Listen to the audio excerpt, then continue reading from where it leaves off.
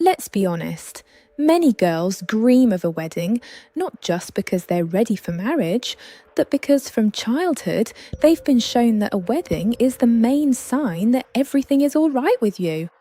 You've been chosen, you're worthy of love, you're not alone, you've made it in time. It's as if you've passed an important life exam. But here's the question, do you really want to get married? Or do you just want to stop feeling the pressure, anxiety and fear that there's something wrong with you?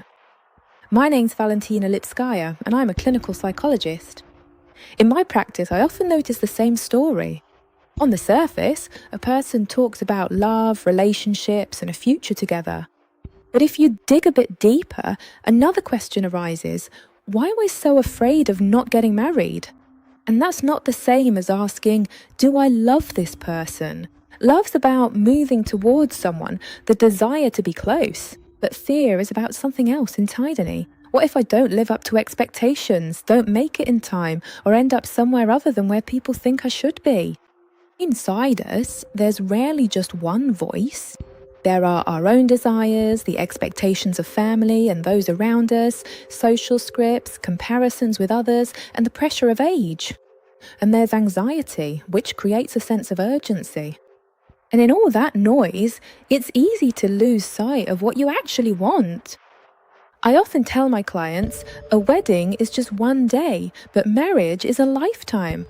Sometimes we spend so long preparing for a beautiful event that we forget to ask ourselves, am I ready for the everyday life with this person? Because marriage isn't about photos and rings, it's about daily life, conversations after a tough day, conflicts and the ability to work through them.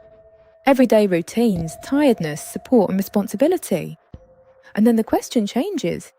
It's no longer about the dress and the guests. It becomes more honest. Do I really want to live with this particular person in reality? And if you dream of a wedding, there's nothing wrong with you. We grew up in a culture where relationships are often seen as a necessary sign of a successful life. It's important not to judge yourself for this desire, but to understand what lies behind it. Sometimes it's about love, and sometimes it's about not wanting to feel different, not wanting to fall out of the script, not wanting to face loneliness. Interestingly, many strong couples talk less about love at first sight and more about a sense of recognition, when it's easy to talk, when values, humour and outlook on life align. The singer Dua Lipa said that she grew closer to her partner through a shared book. Of course, it's not about the book itself, but about someone else. Closeness often begins with a feeling of being understood. Before marriage, almost everyone has doubts, and that's normal. But it's important to distinguish the nature of those doubts. Some doubts are just nerves before a new stage. Deep down, you still feel at peace with yourself.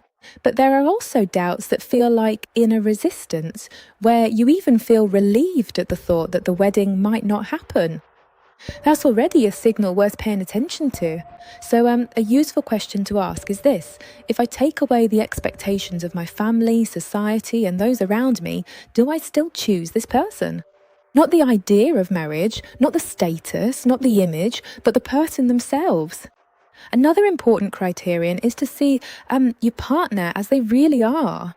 Not for who they might become, but for who they are right now.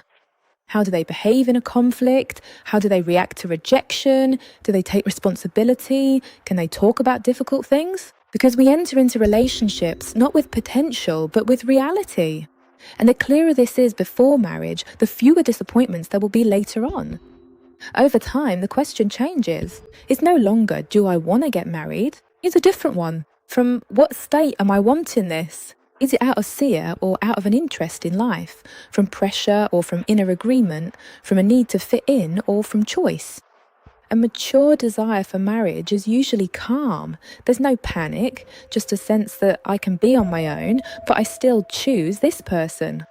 If you don't have that feeling, no, that's not a mistake. Perhaps it's just that your own voice isn't being heard yet. And this is where Dzeny can help. Dzeny is that space for a dialogue with yourself.